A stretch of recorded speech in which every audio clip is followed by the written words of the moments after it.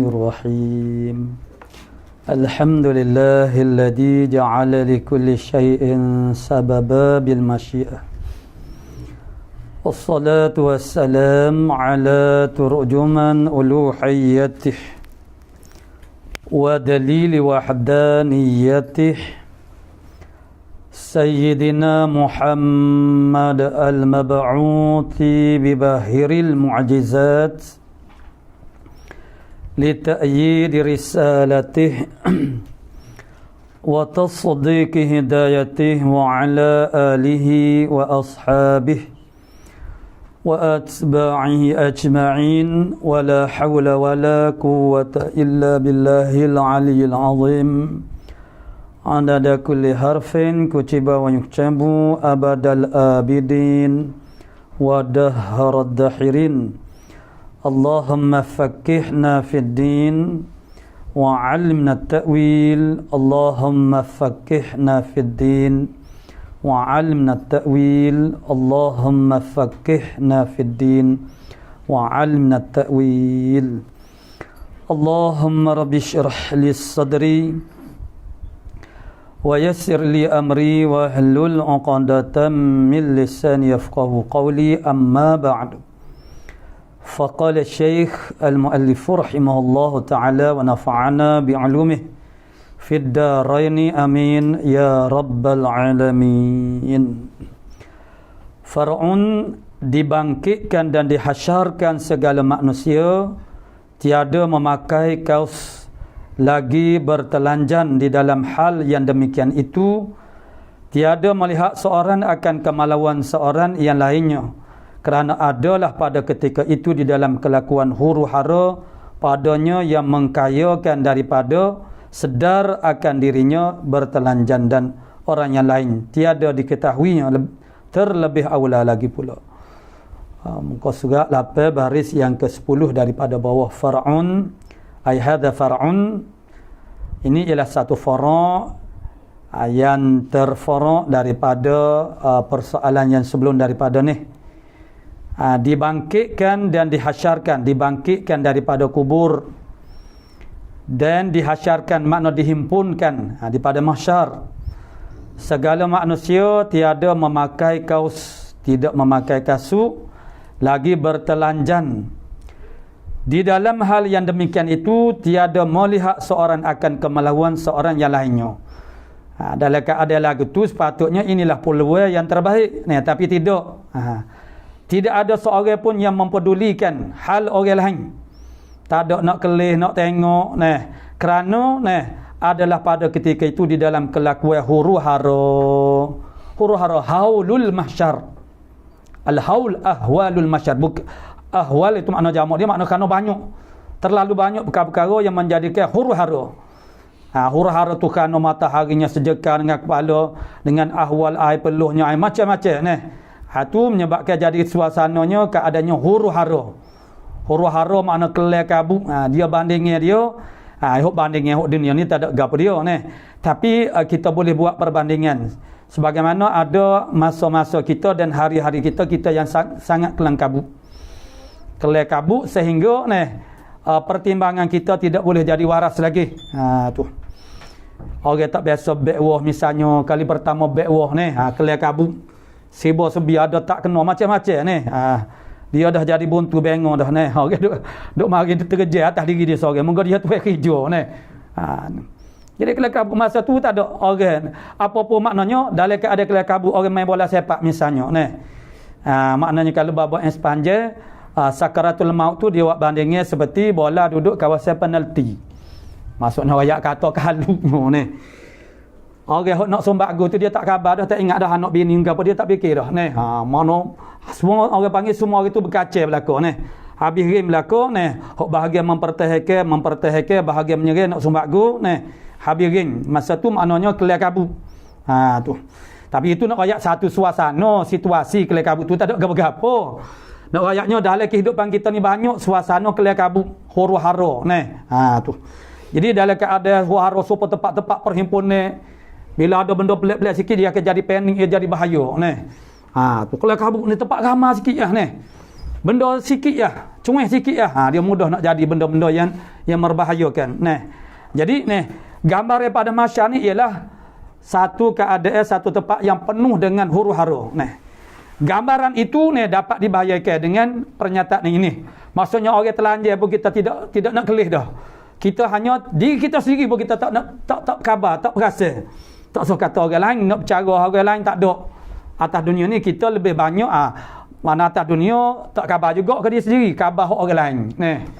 Mana kita lebih khabar orang lain, kita duk nampak kesilapan orang lain jadi atas diri kita sebut bahagian kekurangan tak nampak. Jadi sekarang di pada masa ni keadaan dia sangat-sangat gawat sehingga setiap orang tidak ada lagi nak bercara, nak padu kepada orang lain. Hanya masing-masing diri sendiri masing-masing. Tu dalam keadaan lagu tu pun, dalam keadaan dia telanjang bogel pun dia tak khabar kata dia tu telanjang bogel. Patutnya malu kita bahagia kita hok telanjang. Malulah, tak rasa malu. Sebab tidak terkhabar kepada keadaan dia sendiri tu. Tu nak ayat kata, jadi tak sah kata orang panggil nak tengok orang hok diri sendiri pun tak khabar. Tu makna teruk, makna dahsyatnya. Jadi dalam keadaan lagu tu tiada melihat seorang akan kemaluan seorang yang lainnya. Tak peduli kerana adalah pada ketika itu di dalam huru-hara keadaan kelakuan huru-hara padanya yang mengkayo daripada sedarkan dirinya bertelanjang.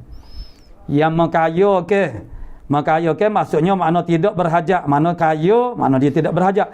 Maknanya sini yang mengkayo yang mencukupkan dia daripada sedarkan akan dirinya. Maksudnya huru-hara itu menyebabkan dia tak dia nak khabar diri sendiri.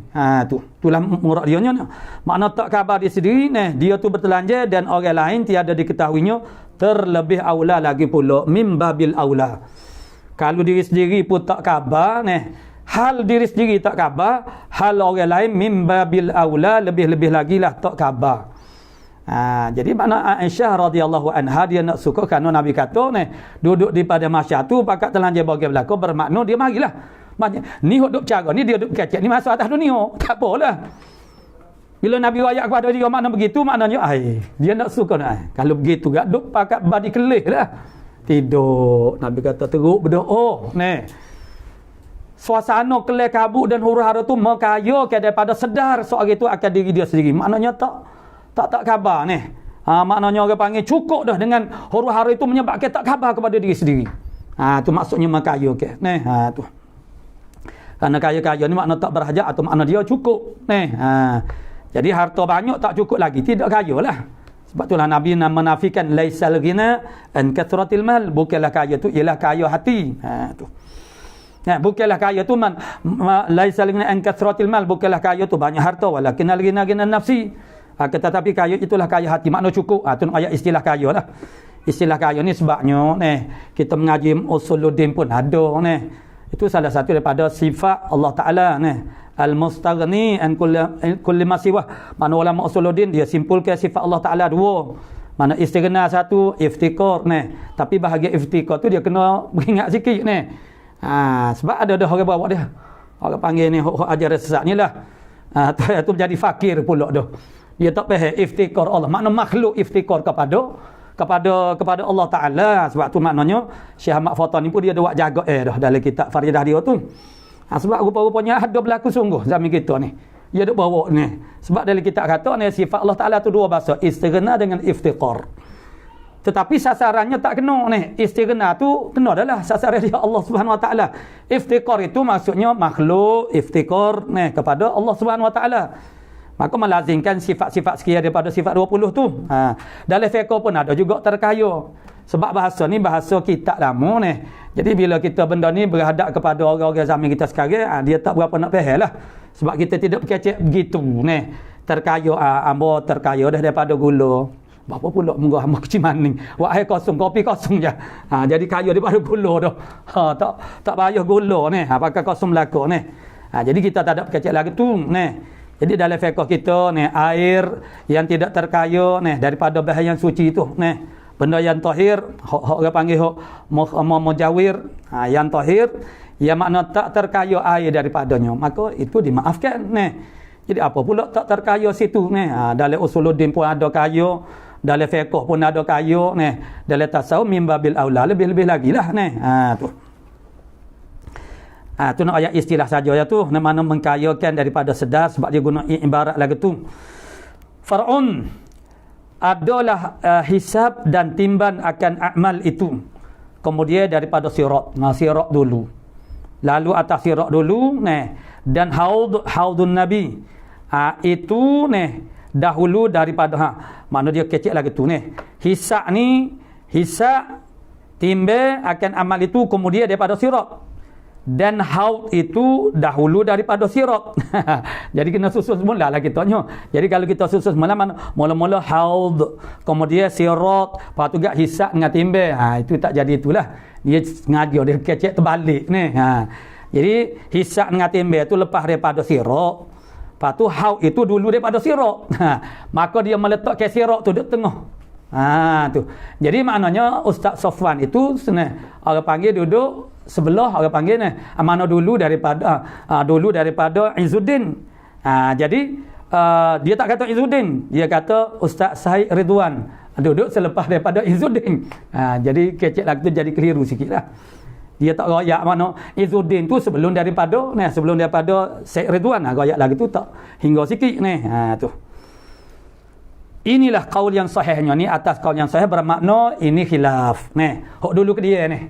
Ni khilaf. Sebab ini ala qauli sahih.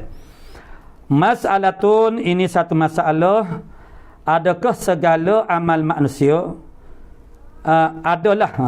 adalah segala amal manusia tak kala hendak ditimbang akan dia, akan segala amal manusia dijadikan dia segala amal manusia saat ni.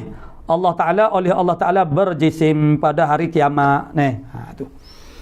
Sebab sebut kata timbe ni. Sebab amalan kita tu maksudnya ialah pahala. Ganjaran pahala daripada amal kita tu. Tu pahala dia ni. Jadi sini dia sebut amal. Dia sebut amal, walaupun dia sebut amal maksud dia pahala mana daripada amalan tu. Itu dia hazah lah, hazah mudhaf dia panggil ni. Sebut amal macam innamal a'malu binniyat lah ni. Makna innamas sihhatu innama kamalun tu. Jadi sebut amalan maksudnya pahala amalan. Sebagaimana firman Allah Subhanahu wa taala, ya ayyuhalladzina amanu la tubtilu sadaqatikum. Wahai orang-orang yang beriman, jangan kamu membatalkan sedekah kamu. Membatalkan sedekah bukan membatalkan sedekah, membatalkan pahala sedekah. Bil manni wal adza, dengan sebab mengungkit-ungkit, sebab mengungkit dan menyakiti hati orang yang kita beri itu tidak batal sedekah tu. Yang batalnya ialah pahala. Yang batal ke amal itu siapa kau akaumi ialah riddah wal iyadabillah. Jadi murtad. Tu pakau akaumi tak ada, terbokeh habis. Ini gugur buah saja. Buah makna pahala. Jadi Allah Ta'ala makna dia hazafkan mudhaf. Maknanya jangan tubtilu sadaqatikum. Jangan kamu membatalkan pahala sedekah. Sebagaimana kalladzi yunfiqu malahu ria'an nas, dibandingkan dengan orang yang infak ria'an nas, mana riak kepada manusia. Mana kita riak ni dia tidak jadi batal. Riak tak membatalkan semaya, tak membatalkan sedekah, dia membatalkan pahala. Jadi itu maknanya, maksud Allah Ta'ala membatalkan sedekah ialah pahala sedekah ni samalah. Ibarat dia amal manusia tu dirupakan oleh Allah Ta'ala mana berjisim, maksudnya pahala. Bukan amalan tu, amalan kita buat ni. Jadi amalan kita ni perbuatan. Kemudian perbuatan kita itu imbalan dia ialah pahala. Pahala tu sebagai tanda lah. Kalau atas dunia kat sini makna piti, cek, bom, macam-macam lah. Tanda je sebenarnya tu. Jadi maknanya pahala tu ialah tanda, tiket. Buat sebagai tanda je. Tu. Jadi pahala amal ibadat tu Allah Ta'ala jadikan dia berjisim. Berjisim masuk munasabah dah dengan timbe. Sebab timbe-timbe ni bagi bertokor bagi berjisim jirim tu. Jadi Allah Ta'ala jadikan orang panggil dijadikan Allah Ta'ala berjisim pada hari kiamat. Tak kira lah amal kejahatan ataupun amal kebaikan, dua-dua. Tu. Sebab itulah kalau amal dosa-dosa ni kalau atas dunia ni berjisim dah nyanyolah kita ni duk pikir dosa. Dosa tu mana? Kita duk fikir sebab tu kita manusia dengan jin ni dipanggil sebagai at-thiqalani. Dua makhluk yang memberatkan muka bumi ni. Bumi ni jadi berat ke manusia dengan jin. Berat dengan apa? Berat dengan maksam, dengan dosa. Tu. Tapi hok sekarang ni maknanya amal mana apa nama pahala dosa tu tidak dijadikan dia dalam bentuk mana berjisim, tidak ditajasimkan oleh Allah Taala. Tu. Maka dengan sebab itulah maknanya kita nak kepada modal keyakinan, makna akal fikiran. Tu. Berjisim pada hari kiamat ditimbang akan segala amal manusia sekaliannya dengan timbangan yang satu jua. Bukan mana pakasa. Orang panggil sekali agung je. Sekali agung. Dia kira pahala. Sebabnya semaya dapat pahala sebanyak mana. Puasa dapat nama dia pahala belaka. Pahala semaya kau pahala ni. Cuma dibuat orang panggil pembahagian dosa. Ni dosa pahala semaya diasingkan juga dulu Tapi bila timbang sekaligus je. Sekali jua adalah baginya bagi mizan lah. Bagi timbangnya ini dia panggil timbangnya dengan timbangan yang satu jua. Adalah baginya dengan timbangan yang satu jua, makna alat timbangan yang satu dah sekali timbang. Tu ni timbang lagu tu. Adalah baginya bagi timbangnya, makna mizan itu. Dua daunnya. Jadi timbangnya dia tu bentuk neraca lah. Ataupun dacing. Bukan macam kilo kita sekarang ni. Yang ada dua daun. Kita dah jamnya dulu makna dah. Sebab dulu dia kira kati belum daripada kilo ni, sistem metrik ni. Kita dan dengan sebelum daripada sistem metrik. Kalau tak salah masa kita duduk sekolah rendah, hasil tu berlaku pembaharuan dalam bab pengukuran timbangan ni. Maknanya dia bukan timbangan sajalah. Pengukuran dalam semua segi. Dia maknanya digunakan sistem metrik. Sistem metrik ini tu lah. Kilogram, kilometer, dulu batu. Kalau ni kilometer, dulu kati. Kita beli daging sekati, dua kati. Beli gandus sekati, dua kati. Gitu. Ada lagi lah main kati-kati ni. Tu. Lepas tu baru orang panggil dipindah kepada kilo. Jadi dacing lah neraca. Macam dacing tu lah, simbol dacing tu. Tu. Adalah baginya dua daunnya. Satu-satu daunnya dia panggil daun ceper. Ceper lah. Jadi budak-budak lah ni dia ada, sebab ni orang kita kena mana orang dulu dia kecil lagu mana kitab ni pun dia panggil daun juga kitab ni macam mananya satu daun demi satu daun Nabi tengok. Satu orang yang bersengketa jahat kepada Imam Ghazali menuduh kitab Ihya Ulumuddin. Imam Ghazali tu mengaku mana duk bawa ajaran yang Nabi tidak ajar. Tu ada dalam apa nama muqaddimah bagi mutarjim Syekh Daud Fatani. Maknanya makna dia boleh jadi adalah orang pergi mengasuk kata dia tu baca dah kata tidak, wallahu alam lah. Yang menuduh Ihya Ulumuddin itu telah melencong daripada ajaran Islam. Jadi orang tu cerita cerita tu akhir-akhir siapa kepada Imam Ghazali. Panjang sanak dia Jadi maknanya hak orang tu punya makna hak yang bersangka jahat kepada Imam Ghazali, dia mimpi. Dia mimpi dalam mimpi dia tu ada watak Imam Ghazali lah. Imam Ghazali dia orang tu sendiri juga Nabi, Abu Bakar dan juga Sayyidina Umar. Jadi Imam Ghazali dia pergi mengadu kepada Nabi. Jadi orang tu ada sekali lah. Orang tu punya cerita tu. Imam Ghazali melaporkan kepada Nabi, orang ni tuduh dia duk karya kitab Ihya Ulumuddin ni maknanya telah melencong daripada ajaran tu Lalu dia pun pergi melutut kepada Nabi, dia bui. Orang panggil kita Ihya Ulumuddin kepada Nabi. Nabi pun belak daun, satu daun demi satu daun. Mana ayat istilah daun. Satu safhah. Sebab dia terjemuh daripada safhah. Begitu juga duit tu makna warakat. Wara ni warakat juga daun juga. Jadi maknanya kemudian makna Nabi pun tengok selah demi selah siapa habis. Dalam mimpi walaupun benda tu panjang tapi jadi singkat je.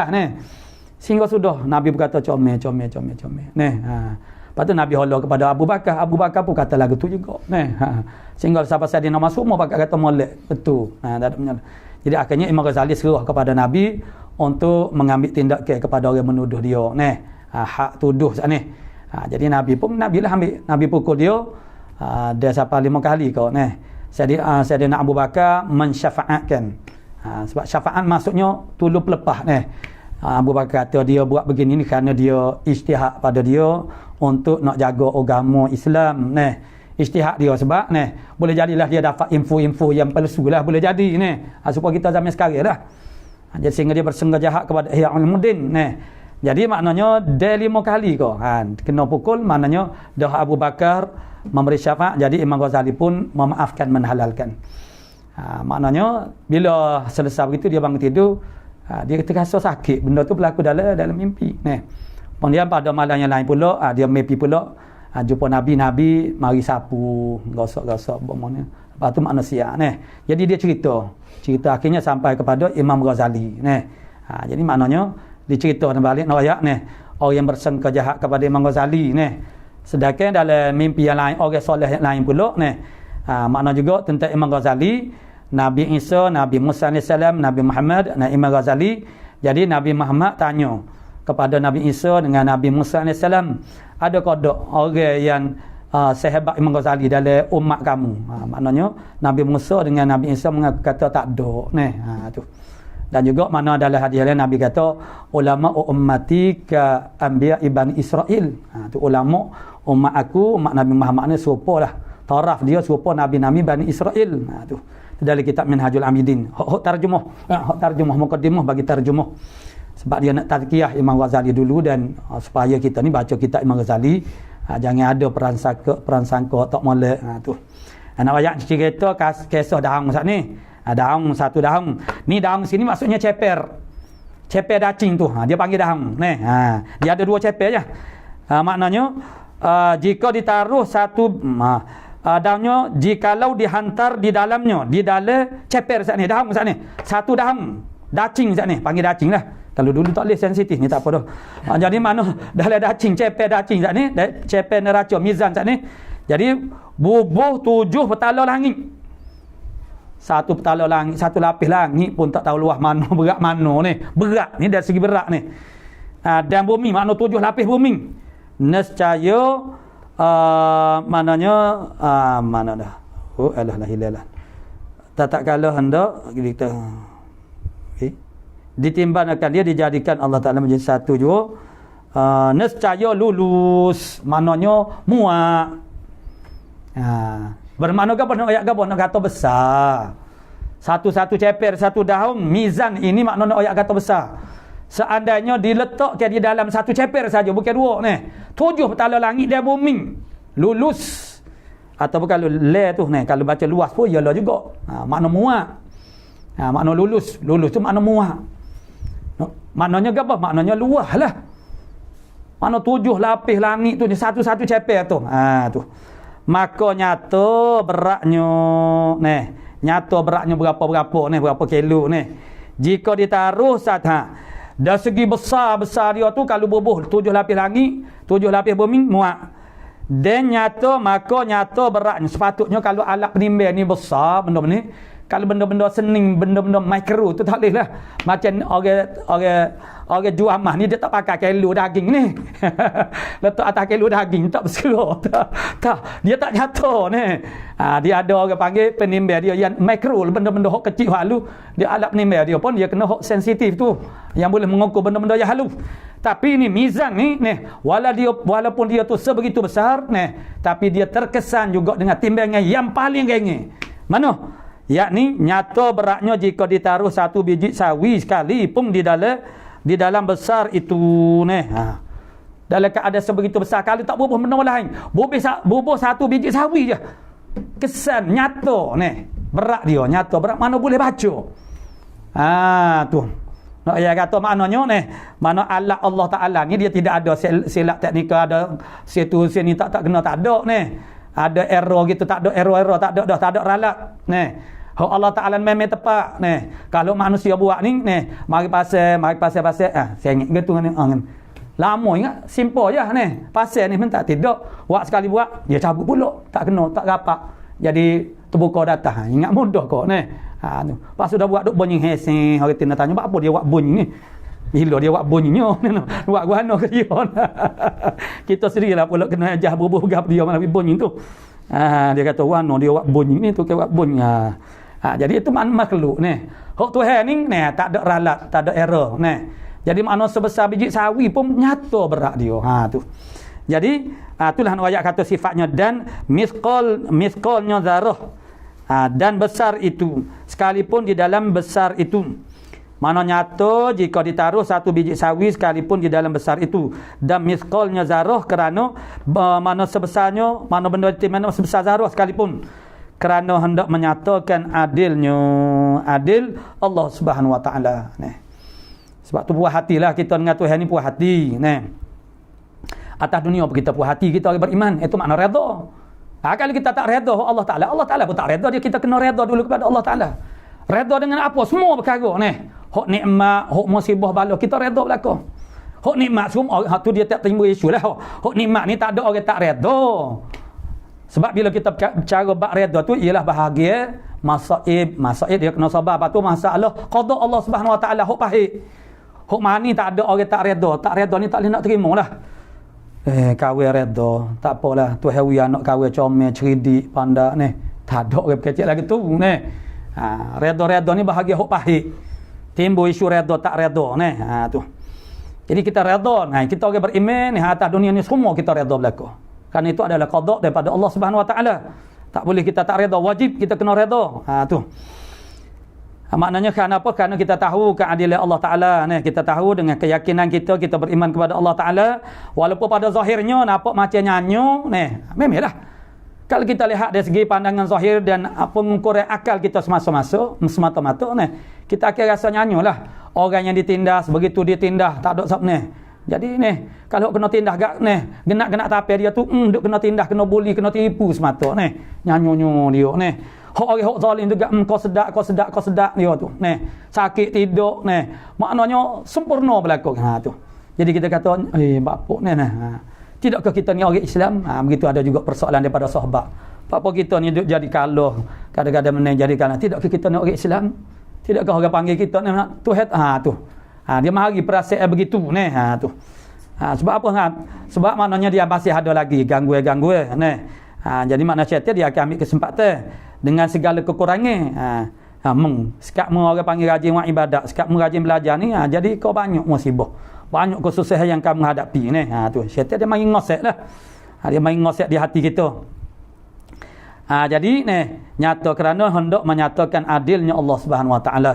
Padahal tak ada gapo, tak payah mana kira hak besar-besar cukup Bermula Allah Taala Tuhan yang amat kuasa atas barang yang diperbuatnya Allah Subhanahu wa taala.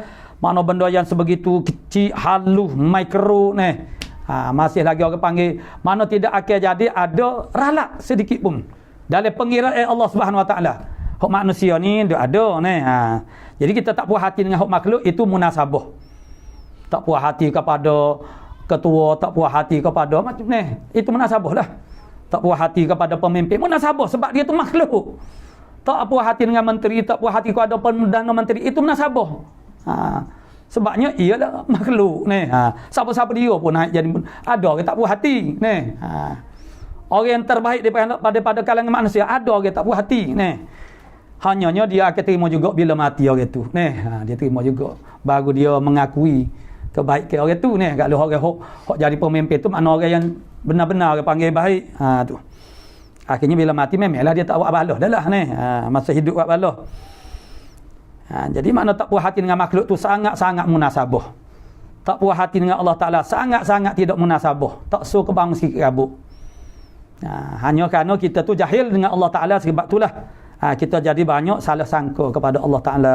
Bapa nasib aku jadi lagu ni, bapa duk bapa tanya soalan lagi tu. Soalan yang meletihkan kita, sebab kita sendiri dah boleh jawab sebenarnya ilmu Jadi kita mati ayat mati awan la yusalu amma yaf'alu wa hum yusalun.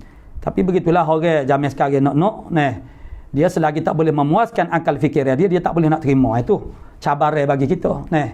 Cabaran kepada pendakwah atau pemalim pada zaman sekarang inilah.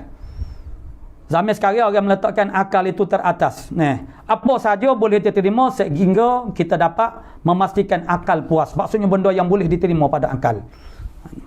Sedangkan agama sifatnya tidak begitu, tidak semata-mata akliyah. Su'ila radhiyallahu an. Ditanya akan radhiyallahu an daripada seorang kafir zimmi. Kafir zimmi pun setengah daripada maksum juga darah dia dalam negara Islam. Memberi hutang akan orang Islam dan mati keduanya sebelum dibayarkan hutangnya. Orang Islam berhutang dengan orang kafir zimmi, ahlu zimmah. kedua-duanya mati, tak ada nak bayar hutang dan tiada bagi zimmi itu warisnya. Maksudnya kalau dia ada waris, makna bayar kepada waris tu, makna waris kepada muslim tak ni. Maka adakah diambil daripada kebajikan orang Islam itu, maka diberikan kepada zimmi itu. Ini adalah penyelesaian di mana? Di padang mahsyar. Jadi serupalah kita ni atas dunia ni, kalau kita tak settle masalah dengan manusia, di akhirat kelak kok mana pun dia kena settle juga di padang mahsyar. Selagi tidak settle, kita tak boleh berpindah kepada marhalah seterusnya. Duduklah di padang mahsyar. Tu. Mana panjang hisab tu apa? Sebab banyak kita bermasalah dengan manusia. Atas dunia kalau jenis orang hok meneh dengan orang lain pakat mengalah ni. Jenis orang ni kalau kecek meneh dia sokmo. Orang dengar kata orang tu malah basuh, malah duk balah dengan dia, akhirnya orang mengalah, terima saja panggil ni. Kerana malah menimbulkan fitnah kan, duk balah berterusan ni. Nak jaga orang panggil masalah umum. Ada setengah-setengah orang dia mengalah ni. Walaupun ni ramai majoritinya tak setuju tapi terpaksa terima juga ni. Kerana nak jaga keadaan ni. Dia ada dalam ramai-ramai manusia, dia ada hak orang perang pesi, dia nak meneh ke diri dia semua. Dia rasa bangga, dia rasa selesa dengan keadaan tu. Kerana orang lain semua pakat merendah diri, dia tunduk kepada dia. Orang semua pergi kepada dia. Atas dunia dia rasa hebat, tapi daripada masyar nyanyo dia. Tak nyanyo lagu mana? Sebab dia bermasalah dengan ramai orang. Kita ni pun kadang-kadang kita menyakiti hati orang dengan kita tak berasa, kita tak khabar. Kita berkecek bergurau je, tapi orang tu ambil kita kita tak mikir dulu kita nak berkecek ni. Jadi kita tak tengok orang. Dengan saya kita biasa ni tak apalah, kita tahu secara mana tapi kita tu kadang-kadang benda kita waktu tu kadang tak kena dengan benda yang sangat ambanung, kita tak berasa kita tu bersalah. Maknanya hak tu kalau lagi kita tak akan minta maaf hak kita tahu kata kita ni memang benar-benar bersalah pun kita belum tentu akan minta maaf dengan orang ni. Sebab minta maaf dengan orang ni maknanya jatuh dari kita ni. Dia lah kena minta maaf dengan kita salah pun. Pelik gitu jenis orang ni. Kalau kita pergi merendah diri, tak apa dia pun akan minta maaf. Kita duk merendah diri, dia salah misalnya ni. Akhir sekali dia minta maaf juga. Sebab tapi kita kena merendah diri dulu ke dia ni. Jadi kalau itu makna sifat takabur, ujub, nak duduk tinggi tu sebenarnya itulah merugikan kita ni. Dah kita ni orang terpaksa mengalah, maknanya kita bermasalah dengan orang, dengan ramai orang. Semua orang akan menuntut hak. Kalau melibatkan hak tu macam-macam, bak harta ni. Biasa je orang jamia dulu ke jamia sekarang ni. Jamia dulu orang ambil kesempatan jamia dulu cara jamia dulu ni. Kalau cerita orang padi jamia dulu, jamia sekarang orang padi ni dia lain dah. Kalau kawasan tu ada 2-3 orang je, maknanya dia sewa tanah-tanah. Kalau dulu semua keluarga ada tanah padi kan, buat padi belakang macam kita pergi tolong. Dulu suka buat padi sekeluarga. Anak-anak mana pakak pergi poye moko poye suka seronok dah ni. Letah pacak tu dah jadi nasi makan minum kita dah biasa dah ni. Jadi orang panggil pecuruk tengah panah, bawa air teh roti manis tu sedap lah ni suasana ni, moko ceruk tak ada dah. Lah ni semuanya ada orang panggil orang-orang tertentu, individu tertentu dalam 2-3 orang dia menguasai monopoli satu pada yang luar ni. Tanah orang tu maknanya dia sewa ni. Enggak mari orang panggil relax makna dia pergi kelih-kelih pergi berceduk pun lah ni ada nabu pun ada mesin nabu dah ni. Pan orang panggil orang Bangla lah ni boleh ambil buat semua orang belakang ni.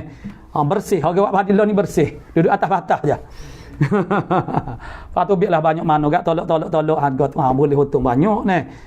Jadi maknanya begitu suasana dia ni. Jadi ni itulah keadaan orang panggil zaman dulu lah gitu ni. Kita tu maknanya nak rayaknya orang hok jenis pesing orang panggil nak meneri sendiri ni dia akan banyak bermasalah. Hok zaman dulu nak rayaknya saat ni hok masalah batas ni. Hok zaman dulu hok masa-masa ni dia ada orang kandok dia batas ni dia tu rubah semua batas. Jadi dia cakur tu balik dia. Dia cakur balik dia jadi batas tu kalah gialah kau jadi tanah orang kau spik. Misalnya banyak berlaku zaman dulu apabila mari dah zaman orang panggil wak gerai gapo boleh gerai ni. Orang jadi tok ngulu mana ambil kesempatan boleh ke dia tanah kan. Macam-macam ni. Zaman dulu anak daftar nama anak pun bala boleh. Dia tak ada jabat tak pernah tak ada lagi ni. Sebab tu nakanan nama tu kadang-kadang macam-macam lah. Orang panggil nak ayat cerita zaman dulu ni. Jadi mana orang yang ambil kesempatan masuk dalam bab harta benda, dalam bab hak. Sebab tu bila kaya tu dia sebenarnya di sebalik tu dia banyak. Sebab tu bila kaya tu maknanya dia jadi lambat sikit sebab banyak perkiraan. Jadi macam orang bukan Islam pun dia ada maknanya misalnya orang panggil dia mengaji universiti, adik dia nak masuk universiti, nak ambil kos perniagaan ni, dia kata tak sah lah dia kata bila terlibat dengan perniagaan banyak jenayah tu orang kafir, orang putih maksudnya dia tahu selok-belok kalau boleh dapat orang panggil siapa berjaya empire perniagaan yang begitu, maknanya tak sunyi daripada jenayah-jenayah jadi maknanya harta-harta tu maknanya nak rakyat kata banyak jenis orang hok menang diri ni, maknanya gitulah orang mengalah sokmo bila berebut satu hak walaupun orang panggil hujah balik dia mana dia guna orang panggil backing dia hebat dia jadi orang pun orang mengalah tu kerana banyak sebab jadi nak ayatnya atas dunia kita menang dengan semua orang di akhirat kelak nyanyo kita tapi orang yang merendah diri dan meraikan adik-beradik adik-beradiknya laki-laki hak dia tapi dia malah balah dengan adik-beradik. Dia malah balah dengan adik-beradik. Hak dia namik jawi dia walaupun dengan zaman sekarang orang panggil hartanah kau berapa semua nak cari orang nak wakaf tanah lah ni payah dah lah sebab orang panggil nilai hartanah tu begitu tinggi sangat tu. Jadi maknanya ada orang yang dia terpaksa merelakan hak dia walaupun dia nak hak dia tapi kerana dia nak jaga. Dia pakai tolak hak tino berkandok. Metok suruh tolak saka kepada banyak berheka-heka tapi habis hak jatuh ni dia malah itulah monggo orang panggil orang zaman dulu kadang-kadang dia terpisah mana seorang laki-laki tu dia berkahwin dengan perempuan dengan dia cerai dengan dia menikah dengan lain pula, jadi adik-beradik ni bila besar dah baru berjumpa jadi orang jenis orang panggil ada agama dia rela lah walaupun dia rasa Allah hak aku makna dia merendah diri dan dia mengalah. Di atas dunia kita kata orang lain tu kata bodoh tanah nung orang nun terlepas belakang atas dunia orang kata bodoh akhirat kelak dia lah yang kayanya kok kita jenis meneh orang ni sikit-sikit meneh kita semua mana kita supaya kita balas meneh benda yang tidak hak lah benda yang tidak hak mana balas mulut saja kita duk meneh semua meneh semua tu kadang-kadang kita tu duk kata tak sepatut kita kata tu makna di akhirat kelak dia jadi mudarat kepada kita jadi hak betul dengan ikut orang kata gapo pun cuma kita ni Islam dia tidak membenarkan kita untuk menjadi mangsa buli tu bab menipu maknanya Nabi dah beri orang panggil suatu teguran dan isyarat tak boleh kita ni disengat orang panggil daripada satu lubang sampai 2 kali mana dengan cara yang sama kita kena tipu tak boleh, maknanya kita ni orang tak ada kualiti. Maksudnya kita kena ada satu orang panggil kebolehan ataupun sesuatu yang ada dalam diri kita yang menyebabkan orang tu boleh hormat kepada kita tu. Tapi jangan pula orang panggil siapa peringkat tak ada kita tu jangan keras sangat. Kita duduk dalam mana kalau keras sangatnya repih kat orang, jangan cari lelehnya sudut kat orang kita kena duduk baina-baina barulah kita selamat dunia dan akhirat. Bukan mana dunia akhirat dia kena lagu tu laku. Kena duduk tengah-tengah laku tu. Qala musannif rahimahullah taala jadi orang kafir zimmi. Orang pakai kafir zimmi orang Islam dia berhutang dengan orang zimmi. Dua-dua tu mati belaka dah, tak ada bayar hutang Maka adakah diambil daripada kebajikan orang Islam itu maka diberikan kepada zimmi itu? Sebab ibadah masyarakat dia gitu dah cara bercaranya. Atau ada ambil kejahatannya, kejahatan zimmi tu yang lain daripada kufur. Kufur tu tak ambil dah ambil kejahatan daripada zimmi tu hak lain daripada kufur. Kalau wihuk kufur tu kalau orang muslim tak acilah lagi tu. Hak tu berat terlajuk diberi kepada muslim. Itulah kaedah dia nya. Sama kita bayar hotel kita ataupun kita ambil hotel dia berhutang orang lain kita pula beban misalnya atau direngankan seksa zimmi itu. Jadi zimmi itu makna direngan seksa dia pada masa-masa tertentu dengan sekira-kira yang demikian itu. Lagu tu kau atau tiada maka dijawabnya oleh maknanya radhiyallahu an manakala dapat muslim itu daripada membayarkan hutangnya itu dahulu daripada mati muslim. Maksudnya kita bahas sini maknanya dia wajib bayar hutang ni dia wajib kita bayar hutang nombor satu sekali sampai tempoh tunai. Itu dia panggil sampai tempoh tunai, itu dia panggil sampai waktu wajib bayar hutang. Kalau tak sampai tempoh tunai itu dia tak wajib lagi. Yang keduanya, orang yang berhutang itu mampu membayar hutang itu, baru wajib dia bayar hutang. Kalau sampai tempoh tunai dalam fiqh kita tapi orang yang berhutang itu dia tak mampu lagi bayar hutang, dia tak berdosa sebab dia tak mampu, dia apa dia panggil. Wajib di atas si pemiutan itu memberi tempoh. Bukan katok gode ni. Itu alung tu mungkin cari pasar ni. Apa duk cari pasar ni berhutang dengan alungnya ni. Dari segi akhirat mudarat, dunia pun mudarat. Dia metu ni tak kena gaya pun mati ni. Tu pun darah dia metu ni. Pas nanya kau adik kakak oi warah tak jumpa tu ni cari adik beradik dia. Tu lagi tu. Bunyi kata alung nak cari lagi perak. Hok jadi mansanya anak beranak dia lah pula. Tu cari hok dari segi dunia apa bahaya mudarat yang sudah maklum. Nah, hok akhirat sama tu lah menggoriba ni dosa besar ni. Tu. Tapi ramailah orang Islam kita ni. Duk macam kita duduk di pondok lepas tu mana hok di pohon serta tu. Siapa kau getak duk jual macam ni. Dia gitu kutik nak hari. Jadi kita biasa terserempok. Ada hok tuai kedai tu kadang-kadang dia lagi tak jual masa tu dia tahu dah. Jadi kita tanya buat apa tak. Pisah lagi dia tu ni. Dia kutik nak hari lah. Jadi sikit-sikit kata dah. Tu berhutang dengan alung kita kata apa cari pasar ni. Tu. Dia cari pasar dah tu ni. Moga tahu dah hijau area ni. Makna dia menyediakan orang panggil peluang untuk boleh kita berhutang tapi ni maksudnya dia ada cara lu tak bayar dia ada cara secara ni yang boleh jadi mudarat. Jadi ni maksudnya wajib bayar tu makna bila sampai tempoh bayar hutang dan makna orang panggil dia mampu bayar. Jadi maksudnya mafhum dia kalau dia tak boleh nak bayar masa dia hidup tu jadi dia tidak berdosa. Dia mati macam kita qada semaya kita hutang Allah Taala. Dia kita kena qada lah qada tak habis juga mati. Nyaman. Tak ada gapo lah.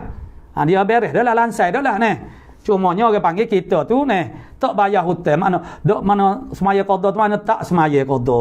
Mati dengan tak berqada ni. Ada orang duk buat qada berterusan ni dia tak ada nak qada habis sebab mati. Tu. Dan tiada dibayarnya. Ni kalaulah maknanya dia tu mampu dia kata saat ni manakala dapat tu makna mampu muslim itu daripada membayarkan hutangnya itu dahulu daripada matinya dan tiada dibayarnya baru berdosa. Dia ambil daripada kebajikannya, yalah. Pasal ni lah ambil kebajikan dia beri kepada zimmi. Lepas tu beri kebajikan kepada zimmi tu apa faedah kepada zimmi? Saat ni boleh jadi diringankan azab dengan sebab tu sedikit. Tu. Atau ditaruhkan atasnya daripada kejahatan zimmi tu. Ambil kejahatan zimmi, hok makna dia, hok jahat serupa hok maksiat dalam Islam lah. Kejahatan dia maknanya menafikan orang ke apa tak kira lah. Hok lain daripada kufurnya, lain daripada dosa kufur lah. Atau maknanya ambil dosa orang zimmi sani bui kepada dia tu dosa. Dia tak ada pahala ni. Sebab zimmi ni tak ada pahala. Jadi maknanya hok kebaikan kalau dilakukan oleh orang Islam dapat pahala. Begitu. Ni hok kejahatan maksiat kalau orang Islam buat mana benda tu dosa. Jadi sebab di atas kaul yang sahihnya makna orang kafir juga mukhatabum bil furu'idin. Itu pandang yang kuat ke? Nah. Fi furu'udin, fi usuluddin itu makna muwafaqat orang kafir lah mimbabil aula lebih-lebih lagi. Mereka itu dikhitab dengan hukum orang panggil taklif makna usuluddin. Tapi taklif syar'iyah ini itu ada khilaf. Pandang yang kuatnya itu dalam usul fiqh lah. Nah, pandang yang kuat ialah al-kafiruna mukhatabuna fi bi syari'ah bi ahkam syar'iyyah. Dalil dia mana? Nombor satu sekali ialah pertanyaan orang beriman kepada orang kafir di dalam neraka sakor. Itu kita kena tengok tafsir lah. Maksud ini pertanyaan dialog di antara orang mukmin dengan orang dalam neraka. Masalakakum fi sakor. Apa yang boleh masuk dalam neraka sakor? Mereka menyatakan lam nakum minal musallin. Kami tak semaya. Dah kafir, dah tak kalau semaya tak masuk neraka ni. Dengan sebab tak semaya tu masuk neraka ni. Lepas tu pula dalam bab haji kefarduan haji Allah Taala menyebut ni walillahi 'alan nasi hajjul baiti man istata'a ilaihi sabila. Walillahi 'alan nas itu makna umum termasuklah orang kafir ni. Situ tempat ambilan dia ni. Maka ni qaul yang sahih dalam usul fiqh sebut bahasanya orang kafir juga mukhatabun ataupun mukallafuna bi ahkam syar'iyyah. Cuma maksud mukallaf itu dia ada dua sudut. Satu segi maksud taklif itu taklif dalam arti kata tuntut buat di dalam dunia. Yang kedua taklif dalam arti kata tuntut seksa di akhirat kelak. Maka kalau orang Islam dia dua-dua. Bila kita kata ditaklifkan dengan hukum ahkam syariah, maksudnya tuntut buat di atas dunia dan tuntut seksa di akhirat kelak. Tuntut buat tu maksudnya atas dunia kena buat. Orang Islam lain, kalau orang satu orang Islam lain tak buat, dia boleh lari dan dia kena boleh tegur. Tuntut buat di atas dunia. Ada pun orang kafir, dia tidak dituntut buat di atas dunia. Kalau dia buat pun makna tidak sah. Tak boleh kita suruh acun tu semaya cara kita Islam, tak boleh. Tetapi dia dituntut seksa di akhirat kelak kerana tak semaya. Maknanya dia kena seksa dengan sebab tak semaya. Selain daripada dia kena seksa dengan sebab dia tu kufur kepada Allah Ta'ala, dia kena seksa dengan sebab dia tak semaya. Kalau dia semaya pun tak sah, tak jadi. Dia tetap juga kena seksa dengan sebab semaya, dengan sebab puasa, dengan sebab haji. Sebab orang Islam, sebagaimana orang Islam tak buat benda-benda tu. Nyanyo. Tuhan sebut dah dalam Quran, wal kafiruna humuz zalimun. Orang kafir ialah orang zalim, yakni li anfusihim. Dia konsep zalim ni, walaupun ulama bahagi zalim itu kepada tiga. Zalim kepada Allah, zalim kepada diri sendiri, zalim kepada orang lain. Hakikatnya ketiga-tiga tu dia klik kepada wak zalim kepada diri kita sendiri. Wak zalim kepada Allah Taala, meninggalkan wajibat, mengerjakan muharramat. Maknanya kita wak zalim, maknanya kita tak buat Tuhan berwajib. Nama dia wak zalim kepada Tuhan, sebab hakikatnya wak zalim kita. Dengan sebab kita derhaka kepada Allah Ta'ala, itulah mendedah kita kepada, makna kita hendak diri kita kepada kena azab dalam api neraka.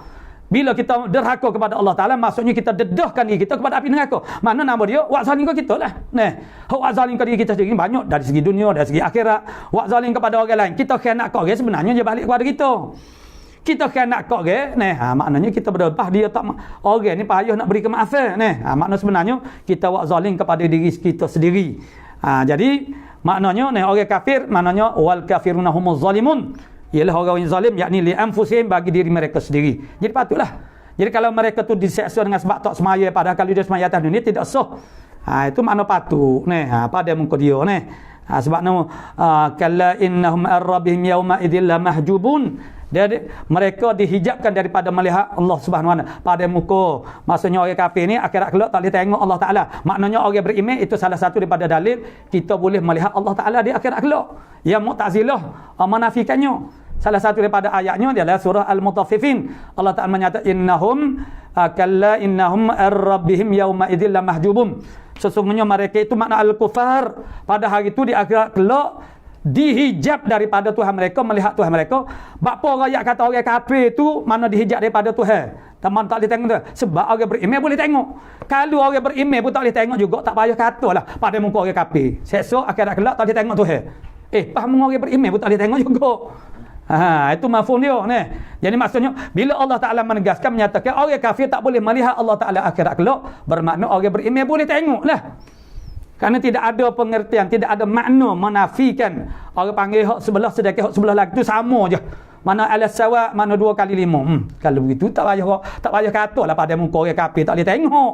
Dah kita orang beriman tak boleh tengok juga. Tu makna dalil kata bahasanya kita orang beriman boleh melihat Allah Taala di akhirat kelak. Tu. Jadi maknanya mereka mukhatabun bin ahkam syari'iyah, dengan makna mukhatabun makna tuntut seksa, makna tuntut talabul iqab fil akhirah, makna tuntut seksa di akhirat kelak. Itu pandangan kaul yang sahih. Mereka mukhatab juga ataupun mukallafin fi furu'uddin. Jadi tiada sampai makna yang lain daripada kufurnya atau direngankan dia pada hari akhirat seksanya. Ataupun orang zimmi saat itu dia direngankan seksaan dia. Itu dengan sebab orang panggil, maknanya kejahatan dia tu dah diberikan kepada orang Muslim yang berhutang dengan dia saat ni. Jadi azab dia sekurang-kurangnya ringan sikit. Tu. Yang sudah tersebut, yang sudah tersurat atasnya. Tersurat atasnya di atas zimmi saat ni daripada bagai maasinya. Daripada berbagai-bagai maksiat dia. Tu. Jadi kan orang zimmi pun jadi janganlah pula kita dakwah dia kata tak apalah dia mau zimmi pun sebabnya zimmi ni pun ada akhirat kelak. Kalau orang Islam berhutang dengan dia tak payah kamu kamu jadi ringan juga azab juga. Dia berkata kalau kita payah masuk Islam lah memang mana zimmi ni, kafir zimmi diberi keistimewaan juga di bawah naungan pemerintahan Islam sebab walaupun mereka kufur, mereka tidak bersifat anti kepada Islam dan juga orang Islam. Mereka bersikap lunak. Maka dengan sebab itu Islam melayan mereka dengan sewajarnya. Cuma dia tak siap masuk Islam. Apa tak siap masuk Islam adalah macam-macam lah. Satu kumpulan yang lain pula, satu kategori yang lain pula, orang kafir itu bersikap anti kepada Islam. Sangat bermusuh dan awak khianat kepada orang Islam. Tu.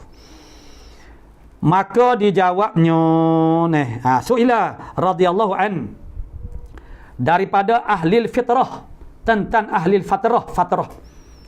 Ahli fatrah itu orang yang tiada datang rasul seperti antara dua rasul. Antara dua rasul seperti Nabi Isa AS dengan Nabi kita Muhammad sallallahu alaihi wasallam itu zaman fatrah. Tu. Bahkan Nabi Isa tu Bani Israel.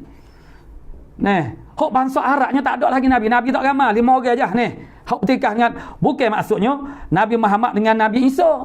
Sebab Nabi Isa tu maksudnya ialah Bani Israel. Bukan lebih daripada tu lagi. Senggan masuk untuk orang Arab saja. Tu. Tapi dengan hok Nabi Isa dengan Nabi Muhammad pun sudah cukup dah. Padai dah. Luar daripada Nabi tu menyebabkan manusia mula jadi sesat semula dah. Maka dijawabnya adalah ahlul fatrah, masuk mereka itu ke syurga dengan syarat jangan ia sembah yang lain daripada Allah, dan demikian lagi dimasukkan syurga segala aulad zina.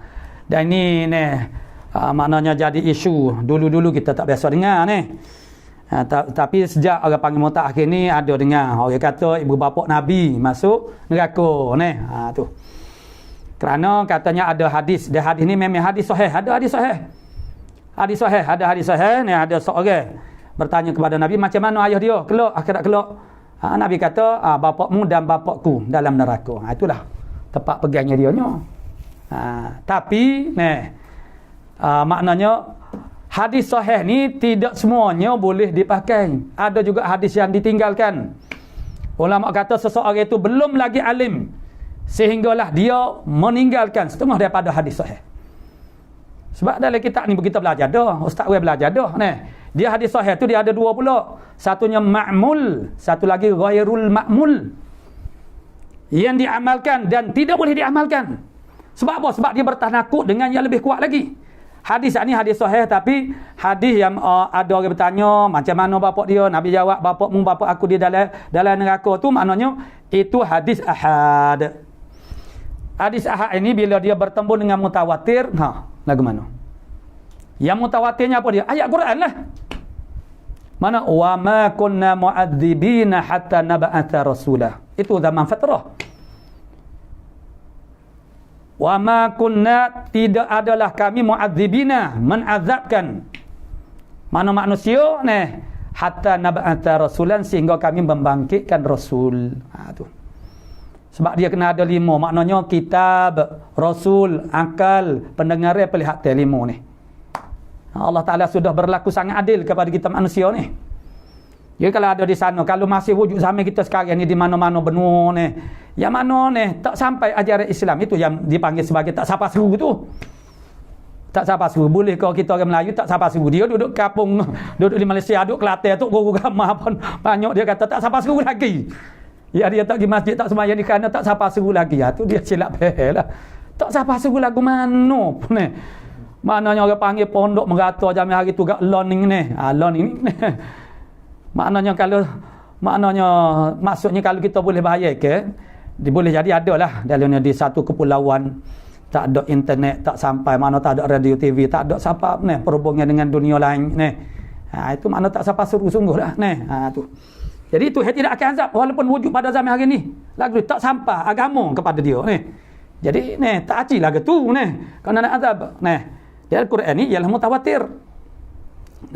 Mutawatir, jadi hadis sahih tu memang hadis sahih sungguh. Jadi tapi itulah pegangnya dia apa tu pula banyak lagi orang panggil perkara-perkara yang menunjukkan maksudnya ini masalah sensitiviti, masalah nurani, makna jiwa perasaan kita sanggup kita kata Nabi ibu bapa Nabi masuk neraka Abu Jahal kita tahulah palu halia ni, palu pengak ni lawan Nabi mana kafir mati dalam kafir, tapi anak dia macam mana? Ikrimah, anak dia masuk Islam. Jadi ada orang duduk mengopak, duduk kata Abu Jahal kafir, kata tu nak dengarkan Nabi marah. Jangan kata dekat Ikrimah, jaga hati dia. Betul lah makna Abu Jahal tu jahat, mana kafir. Ikrimah itu nak jaga Ikrimah. Pas Nabi lebih daripada Ikrimah lagi wa nabiyyu aula minna, Nabi tu lebih utama daripada kita jadi makna tergamuk kata ni berdasar sedekah, maknanya ialah kalau betul-betul hadis sahih itu saja, tak ada dah kenyataan nas yang lain, tak ada apalah. Tapi kenyataannya ni Allah Taala sebut dalam Quran, wa ma kunna mu'adzibina hatta nab'atha rasulah. Itulah makna hujun. Dia ada satu lagi versi ni, walaupun ini ditulis oleh imam besar Al-Baijuri ni, ada satu lagi jawab bahasanya Nabi dengan mukjizat dia membangkitkan ibu bapaknya dan menyatakan beriman itu tak payahlah kita sebut tu kerana itu akan jadi senjata makan tuai. Dia akan balik sebab dia akan merosakkan keadaan saat ni wa mana di mana ni. Jadi pas orang lain apa hidup Nabi ni ibu bapa dia saja ni. Dan dalam sejarahnya tidak terbukti, tidak pernah terbukti bahasanya ibu bapa Nabi pernah menyembah berhala. Supaya Saidina Ali ni dia kecil masuk Islam. Sebab tu karramallahu wajhah. Allah Ta'ala jaga nasab Nabi ni, makna Abdullah dengan Aminah ni tak ada satu catatan sejarah yang membuktikan pernah sembah berhala, tak ada. Walaupun dia tawaf Kaabah kau dia tak sembah berhala ni. Macam Nabi masa kecil. Nabi masa kecil ni nak ayat kata maksudnya makna sebelum daripada dia jadi Nabi pun dia tak ada buat benda-benda yang mencarikan mura'ah, mana benda yang kita panggil ke dosa sembah berhala lebih-lebih lagi ni. Jadi pernah orang panggil datuk dia Abdul Muttalib kekung dia masa dia kecil lah 2-3 kekung. Makna kekung pergi kalau tempat kalau kita tempat dikir barak lah misalnya ni. Tak ada dikir barak kekung. Makna tempat permainan lah. Bila dia dukung Nabi Muhammad tu makna bila siapa sudah tidurnya nego. Tuhan jaga dia. Bila balik balik sedar semula. Begitu Allah Taala jaga. Allah Taala memuliakan kita, Allah Taala memuliakan kita, Allah Taala beri ismah kepada kita, Tuhan jaga mata kita, telinga kita di zaman yang kita terlalu mudah untuk melakukan maksiat kepada zaman ini. Kalau kita dimuliakan oleh Allah Subhanahu Wa Taala, Allah Taala beri kekuatan. Tu makna mulia itu ialah bitaufiq. Dan khizlan, lawan kepada taufik ialah khizlan, makna hina. Gap dia hina. Allah Taala tak beri kekuatan. Kita tahu sangat, kita tahu tak layak kita, tapi kerana tak ada orang tengok tak apalah. Tapi kita tak ada kekuatan. Sebab apa? Kita tidak mendapat taufik yang khas. Dengan sebab itu maknanya tak jadi kita ada buat sihir dalam penawar bagi hati.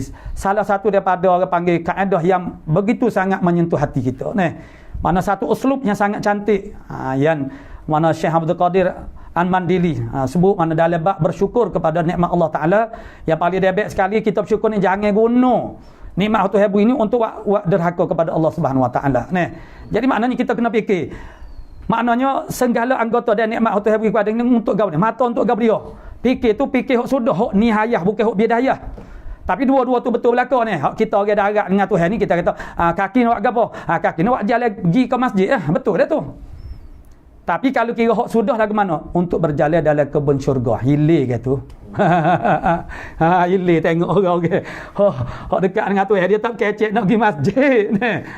Mata kau dia untuk melihat Allah Subhanahu Wa Taala. Di antara semua nikmat-nikmat ni mana hak paling besar sekali? Tengok Allah Subhanahu Wa Taala. Maka mata yang mengambil tanggungjawab untuk menikmati nikmat yang paling besar, maka dialah yang paling mustahak untuk kita pelihara.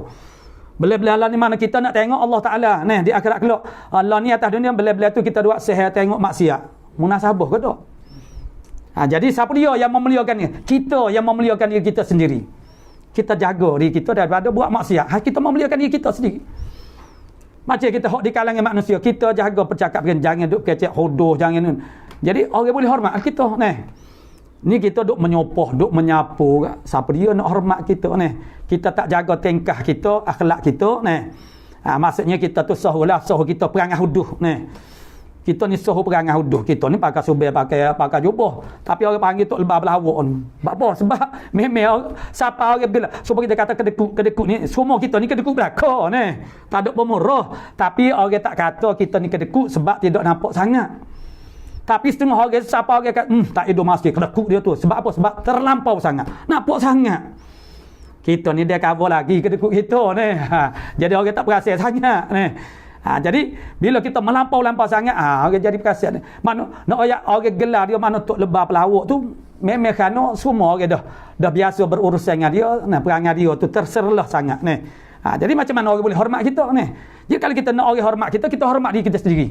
Jaga akhlak kita bercakap benda ni cara elok jaga tingkah kita ni kita ni buat perangai tak senonoh depan orang ramai Jadi orang duk pakat kelih biung-biang kita jadi maknanya akhirnya orang tu dalam hati orang tu berasa payuh kita makna kalau orang dia tak jaga murah diri dia, pas kita nak hormat lah. Mana ke dia rasa kembali juga hormat ni.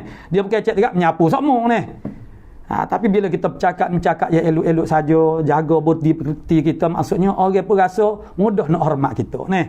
Maknanya kita lah yang menghormat diri kita sendiri untuk orang hormat diri kita. Kalau kita nak orang muliakan kita, kita kena muliakan diri kita dengan perintah-perintah Allah Subhanahu Wa Taala. Pakaikan dan pakai kita pada diri kita dengan sifat-sifat yang mulia. Jadi orang akan rasa hormat dan rasa malu kepada kita. Tu. Benda-benda lain dia bagi orang makna dia tak nampak, dia tak bagi dia tak kisah orang hormat tak hormat ke dia tu. Mana kehormatan orang itu makna dia akan jadi berterusan satu masa, maknanya sebab bila kita ni orang tak hormat atas masa kita muda, kita gagah, kita segar belaka tak apalah, bila kita tua kita akan rasa kesunyian. Manusia akan tinggal kita. Masa kita gagah kita jadi ketua, memanglah orang mari kepada kita tu kerana harta kita, pakat kita, kedudukan kita. Bila kita dah hilang semua tu, orang pun akan pinggirkan kita sebab orang semua sibuk. Dia tak ada nak cara kita ni. Tapi orang yang dimuliakan oleh Allah Ta'ala kerana dia yang usahakan sabab untuk dimuliakan oleh Allah Ta'ala.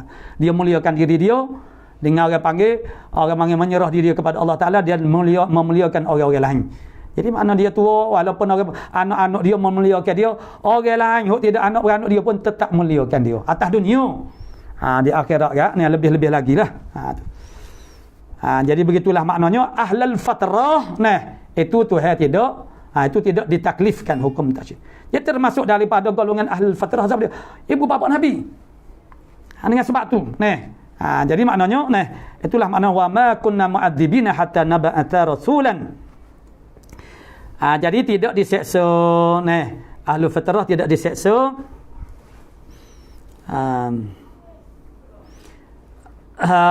ke syurga dengan syarat jangan ia sembah yang lain daripada Allah Ta'ala masa fatrah tu. Tetapi ada juga setengah ulama kata makna dia tidak kaya sembah berhala, mana sebab dia ahlul fatrah tu. Dan hak Nabi saat ni kalau di atas hak syarat ini sekalipun tidak ada satu bukti pun ibu bapa Nabi pernah, sebab tu yang jaga ibu bapa dalam bazin dalam barzanji pun ada dalam barzanji tarakus sifah tu az-zina. Mana zina, mana silsilah Nabi start daripada sulbi Nabi Adam AS. Sulbi-sulbi yang dilalui oleh benih Nabi kita Muhammad sallallahu alaihi wasallam semua bersih daripada zina berlaku. Kita tak tahu kita ni. Kita sanak kita ni nasab silsilah sanak nasab kita skatuk kita aja. Mana moyang kita tak tahu dah ni. Tu kita orang Melayu ni. Tu. Pak kita nak buat usul periksa juga lah payuhnya ni. Tanya ke tuan tak tahu dah ni. Dia kalau macam orang Arab tu mana dia jaga kan silsilah. Setengah-setengah bangsa Cina dia jaga silsilah tu. Tu. Jadi mana molek juga kita ketahui silsilah kita. Mana ketahui kita rupa-rupanya keturunan ulama tok guru besar jamia dulu. Jadi itu boleh beri semangat kepada aku ni tak boleh aku ni. Tak boleh main-main dah aku ni duk pondok dah aku ni. Mengaji masjid dah, mengaji sekolah Arab dah ni, tapi tak berasa ni. Yalah anak tok guru sendiri adalah ni pemaknanya. Hak tu dia kerana dia tak berasa tak menghargai ilmu. Sebab tok guru tu ayah dia tu. Bukan tok guru ayah dia ni. Jadi dia biasa-biasa nah. Orang daripada Sarawak mari pondok Pasir Tumbuh nak mengaji-ngaji saya rasa hebatnya izahnya ni. Ni mengat ayah dia ni. Ayah dia tak ada gapo-gapo lah. Itu memang setengah faktor bakpon setengah mana sebahagian anak-anak tok guru dia jadi tak berapa jadi. Alhamdulillah macam pondok betul ni anak-anak dia tu jadi berlaku ni. Sebabnya yang kita lihat kerana dia ajar susah kata anak dia buat padi ke apa ni sekali. Kebanyakan ketok guru ni makna dia kaya dah anak-anak. Dia jadi senang dah duduk dalam senang dah. Itulah kesenangan ni. Itulah makna tak boleh nak fikirlah ni rugi dah ni. Sebabnya orang lain hok jauh je nak mari cari tok guru tu. Nak duduk di bawah naungan seorang tok guru, tak dia belajar pun tak apalah. Dia belajar di pondok bertumbuh. Mana tak dia belajar dengan Yasin. Satu ketika Allah yarham Yasin, tok guru Yasin, anak tak ingat dah tahun berapa. Dia jatuh sakit mana stroke lah, renyuk mulut-mulut ni. Tapi lepas dah lama juga lah masa lepas tu dia sembuh, dia boleh mengajar semula. Bila boleh mengajar semula tu gak ramah. Naik matu waktu maghrib jalan leng itulah ramah pakak mengaji nok orang-orang budak-budak Kedah. Memanglah menggau dia tu orang Kedah ni pakak hok tak biasanya maknanya dia misalnya kita duduk pondok ni maknanya dia begitu je Dari segi mustawa dia tu tengok pandai-pandai lah. Sebab tu kadang-kadang bodoh mana tak ada asas lagi dia mengaji kitab tinggi dah ni. Jadi kalau ada pembimbing tu dia boleh royak. Mungkin nak belajar kitab ni dulu. Boleh kalau nak tanya orang dia panggil senior lah, maknanya boleh belajar kan kitab ni. Kitab baru dibuka mana? Buka kitab tahrim misalnya ni. Anak boleh belajar, tanya orang ni. Orang panggil abang, kalau mahak dia panggil abang ni. Tanya abang boleh mengaji ke tu. Jadi kadang-kadang dia tak kena ni. Hok tinggi hok boleh mengaji kitab besar ni dia duduk mengaji kitab hok halus-halus lagi. Boleh kitab jarinya, makna kitab mun dia banyak dah mengaji. Beralihlah pula. Dia macam-macam lah ni. Jadi nak ayatnya bila dah ayat sim boleh mengajar semula tu gak ramah mari masuk. Apa? Takut tak dia belajar dengan Yasin. Dah moga Yasin sakit ke ni. Allah semoga ambil kesempatan lah. Jadi ada setengahnya tak dia belajar dengan tok guru tapi boleh kata belajar pondok tok guru lah ni. Tak apa dah. Mana boleh duduk di bawah naungan tok guru. Semaya Jumaat sekali ada hubungi dia tu. Ni, semaya Jumaat sekali dia pengambil ilmu cara amali praktikal tu. Itu makna sistem madrasah Rasulullah sallallahu alaihi wasallam, nizam madrasah Rasulullah yang ma'iyah, kebersamaan guru dengan anak murid ni.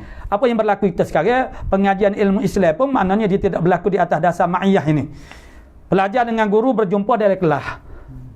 Selesai kelas balik. Tok guru buat gapo anak murid tak tahu. Anak murid buat gapo tok guru tak tahu. Tok guru ni sembahyang Jumaat ke tidak? Anak murid tak tahu. Mengajar ni tentu mengajar hak baik belaka ni. Tapi amalinya macam mana? Kalau dah ada di pondok misalnya, sistem nizamnya pondok Rasulullah ini, jadi pelajar boleh belajar. Amali, praktikal guru macam mana? Setara mana? Kalau waswah tu waswah lah. Kalau maknanya orang panggil anak murid pula, guru boleh pantau. Mana anak murid rasa terpantau oleh guru. Kalau masa ayah pa dulu kan, macam lah ni ustaz ramah tapi dia tak sama dengan orang dulu lah. Ayah pa ni makna dia sendiri berjalan aku. Kok lorong pondok jadi budak-budak tu berjaga beringat makna tok guru sendiri cara makna dia tiga beradik lah Yasin tu mana ipar tapi bin Abu Bakar belaka Tuan Guru Haji Hashim pun bin Abu Bakar supaya dengan ayah pa dengan ayah Zi Abu Bakar juga kebetulan bukan adik-beradik ipar jadi makna ayah pa lah hok pesi hok bercara tapi bila tok guru mati ustaz hok bertindak supaya dia tu tak ada. Jadi lain tu nak ayat kata duduk di bawah naungan guru. Tu.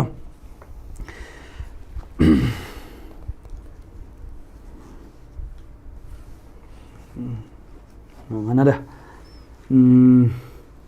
Syurga masuk syurga maka dijawab. Dimasukkan syurga segala dimasukkan juga ke syurga segala aula di zina. Anak zina tu tidak berdosa Jadi anak zina dimasukkan syurga dan auladil kufar masuk syurga. Mereka itu di dalam syurga tetapi tiada dengan jalan mengikut bapanya. Jadi kalau anak zina tu maknanya amal dia dah. Hanya dengan amal dirinya. Jadi anak-anak orang kafir itu kalau yang kecil dia masuk syurga lah. Kalau besar kalau dia masuk beriman maksudnya dia masuk syurga. Jadi semata-mata jadi anak orang kafir itu maknanya tidak jadi kesalahan. Jadi anak zina pun tidak juga tu. Jadi mereka itu makna istiqlal. Tidak mengikut kerana tiada ia dibansakan kepada bapaknya lagi. Makna dibansakan kepada tiada ia auladu zina ataupun auladi kufar itu tidak dibansakan kepada bapak. Bing tu mana bansak Jadi dalam bab pembalasan ni tidak dibansakan kepada bapak dia. Jadi dia tidak jadi tabib begitu. Maksud mengikut amal dia lah. Dia tu secara mana dengan Tuhan tu. Jadi kalau dia lebih baik daripada orang bukan anak zina, maka dia dapat yang terbaik. Su'ila radhiyallahu anhu ila akhir wallahu subhanahu wa ta'ala a'lamu bis-shawab.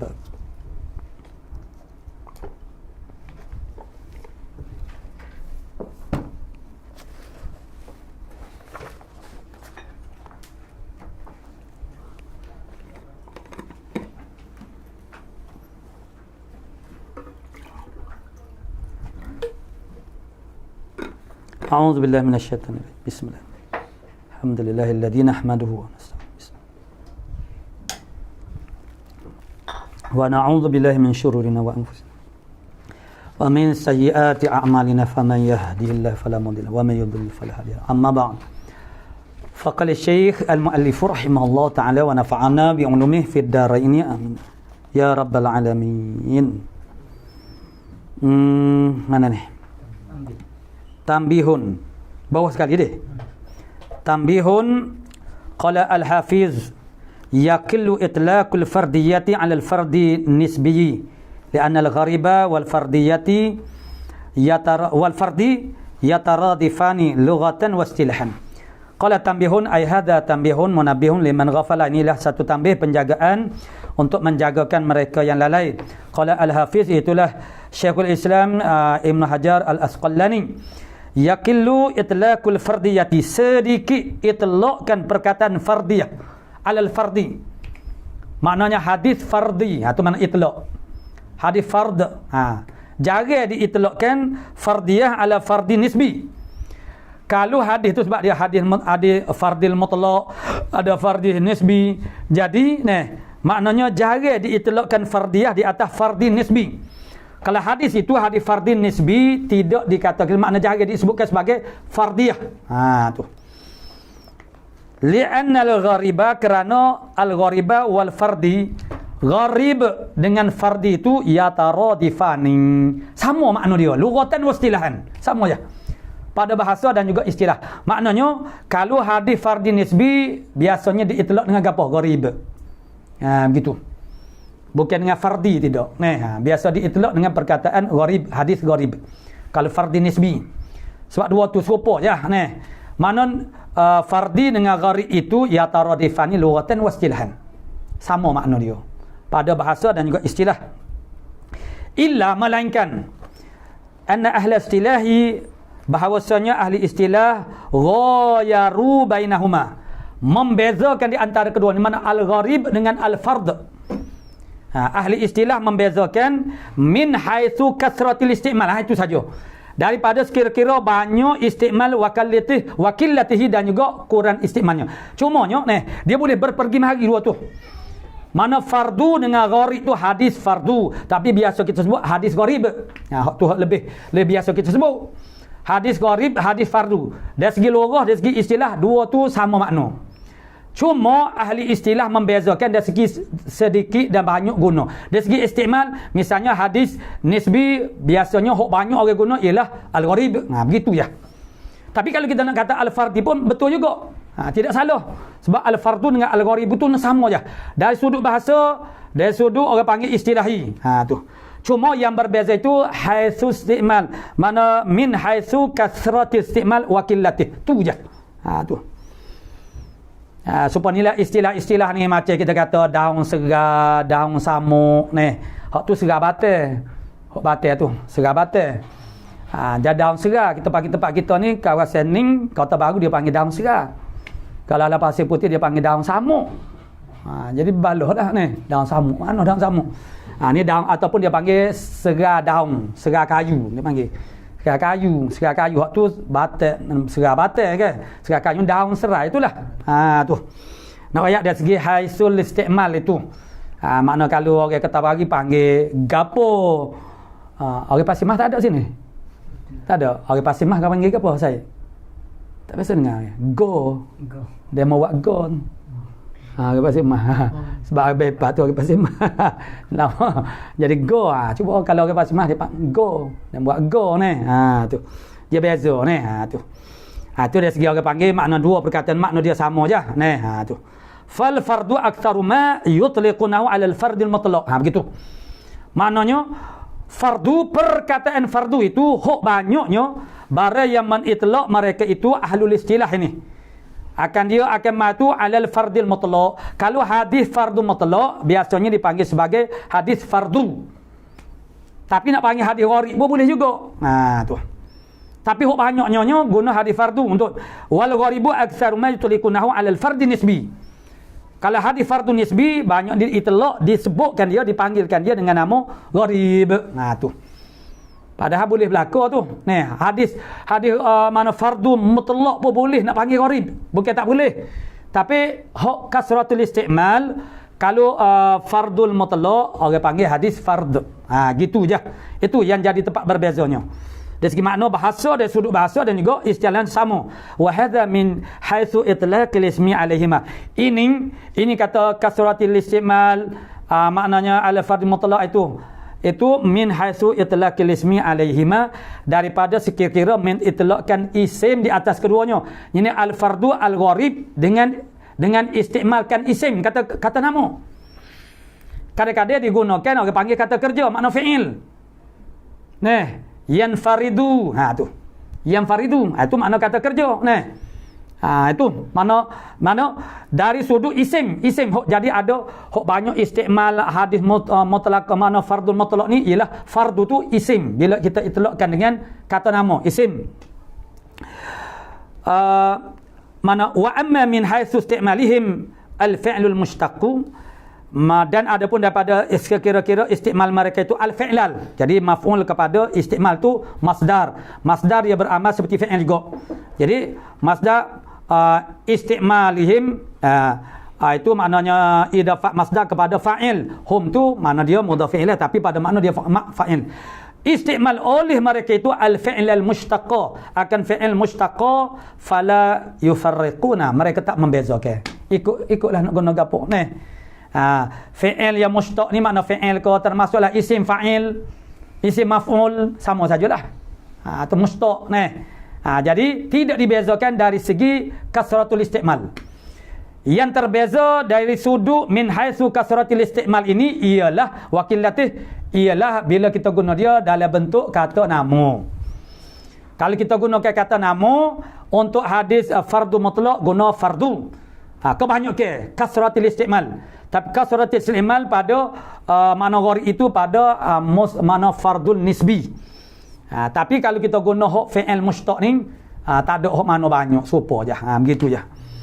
Fayaquluna fil mutlaqi wan nisbi tafarrada bihi fulanun. Tu tafarrada fi'il tu. Maka berkata mereka itu al-muhadditsuna pada fardu mutlaq dan fardu nisbi tafarrada bihi fulanun. Jadi tak mana tafarrada, jadi kita kena cek pula ni fardu mutlaq ke fardu nisbi. Tapi kalau di sana tu orang biasa. Kalau kata hadis hadis fardu maknanya itu ialah fardul mutlaq. Begitu. Orang mana tak payah royak dah. Macam orang kembang kata ammi hadza ammi, pak saudara aku. Jadi pak saudara adik-beradik ayah kita. Tapi hak tu benda yang sudah muqarrar dah ni. Cumanya ni nak royak kata hak ni hak kebiasaan, pada kebiasaan. Wa aghraba fulanun, telah taghrib, telah mengwaridkan oleh tu payahlah nak terjemah, telah tagriklah seorang itu dengan hadis tu wa aghraba fulanun. Jadi wa aghraba itu boleh saja fardu mutlaq ataupun fardu nisbi. Tu sebab itu fi'il mushtaq. Walaisa aksamun walaisa fi aksami dzal muqayyad ini walaisa fi aksami dzal muqayyadi da'fun li fardiyatihim. Ni da'fun li fardiyatiha faltaqtadi. Walaysa fi aksamin za, tidaklah pada kisim-kisim ini ayil fardi ni al-muqayyad, kisim-kisim fardul muqayyad ni mawahidun mimma dzukira biwahidin mimma dzukira, dengan salah satu daripada barang yang tersebut. Da'fun makna lemah, makna da'fun li ajli fardiyatiha, semata-mata kerana kefarduannya. Mana kefarduan jadi kefardiyatiha atau kefardiyah. Dia payah juga nak terjemah bahasa Melayu.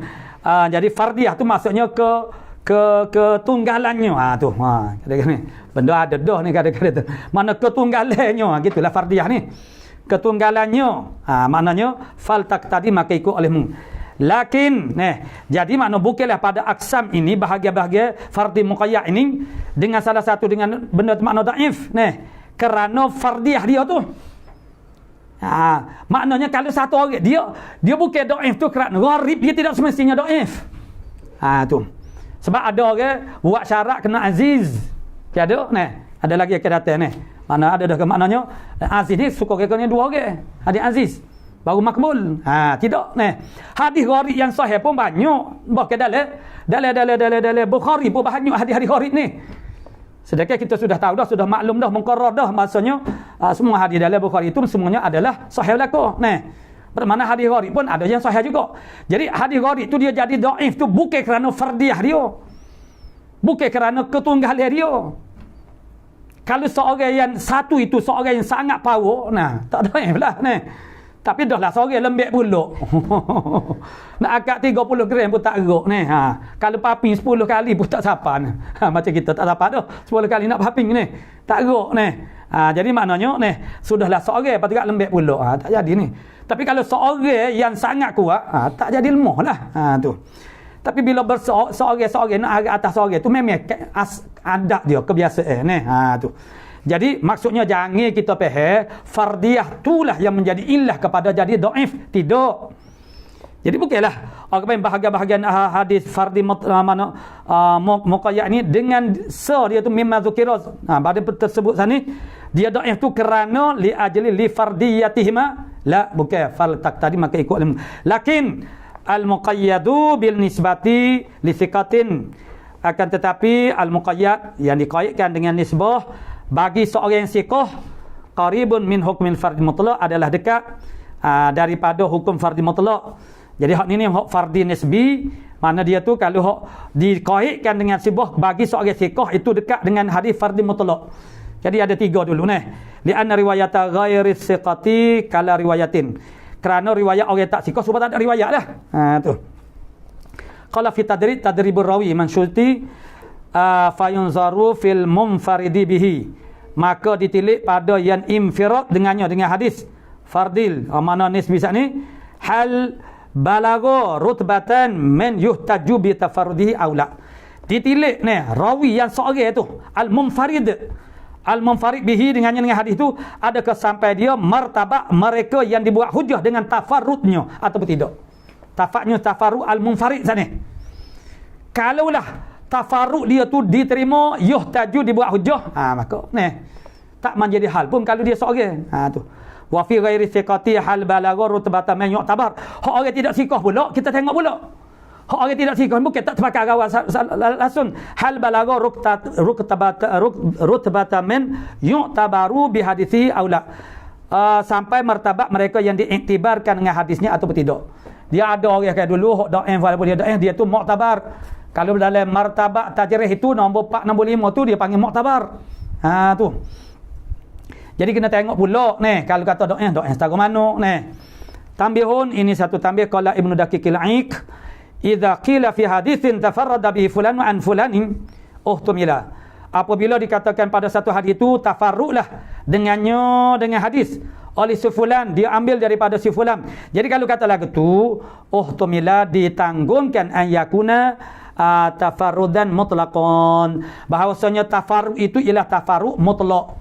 Kalau dia tidak qahid dengan fardul nisbi, bermakna bila dia sebut secara itlaq begitu maknanya makna fardul mutlaq. Tu wa an yakuna tafarrada bihi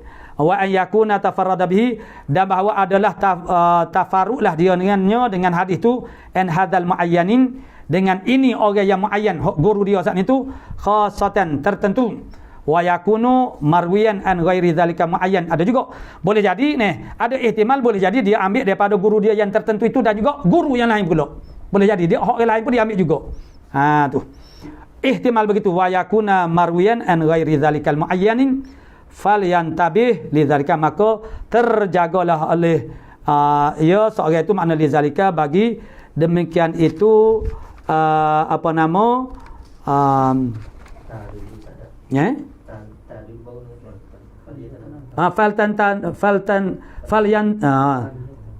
falyatanabah lidzalikal fi'li. Zaikal fi'li, perbuatan tu. Mana perbuatan? Maknanya dikatakan bahasanya tafarrada bihi fulan an fulanin. Tu. Tu mana falyatanabah. Falyatanabah.